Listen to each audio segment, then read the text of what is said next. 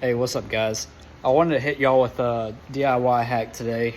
Not really a hack, but more of like just a how-to, I guess.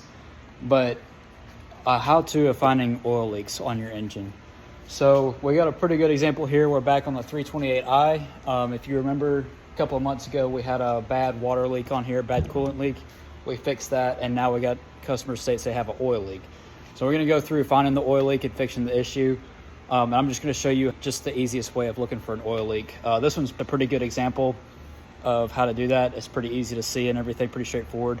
So let me just show you how to eliminate it. All right, so if we get up underneath the car, I got this already on jack stands. If you get up underneath the car, most cars have a drip pan on the bottom underneath the engine. Makes it really hard to see where the oil leak's coming from because it could be leaking all the way at the front, but it could be draining towards the back or vice versa. So we got to get this drip pan off to see anything or get to anything. All right, so still laying down here on the ground. I dropped the drip pan. I just lay it straight. I like to just lay it straight down. That way I can see if there's an accumulation of oil anywhere on there. I know the drip is probably straight up from that or somewhere in that area. So you can see towards the back, it's definitely a lot more moist, and there's actually some standing puddles back there. I don't know if you can see, but there's actually some puddles and some large accumulation back there. So that's where I'm going to start, is further back right above where that is. All right, so move that drip pan out of the way so we can get back here and see. And we can see there's a bunch of residue all over this oil pan. So the leak's going to be somewhere around here or above, okay? Let's see, right here, all over this sensor right here on the bottom of the oil pan, you can see it's dripping, it's soaking wet right here. See, this is all residue. It's like a little moist, but it's mostly dry. It's just residue. This is actual oil, actual seepage right here. So it's dripping down pretty hard. All right, now that looks like the problem right there. So what you want to do to make sure that's it, and it's not something up on top of the engine dripping down, just take your hand and just wipe around here above it. See, it's dry. Wipe around here, nothing. And you can see right here, it's all dry. So that means that there's nothing coming from up in there that's dripping down and draining off of here.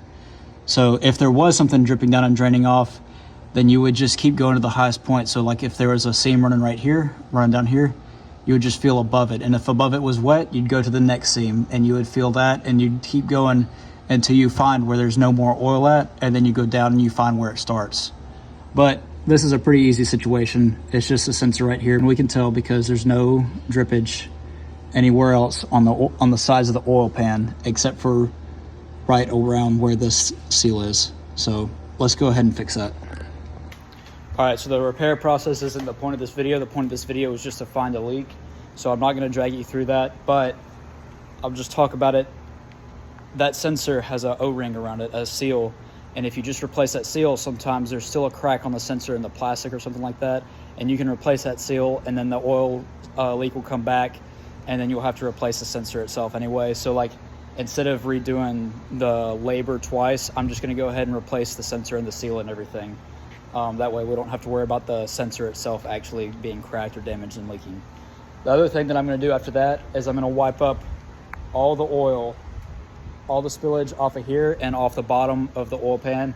That way if another leak comes back, or if there is another leak somewhere else or something like that, I can see, okay, now there's new oil here where there wasn't before, and that'll tell me how to find the new oil leak. Because if you just follow the same oil pattern over and over and over again after every repair, then you're just gonna keep replacing the same part over and over and over again, and you're gonna get sick of it.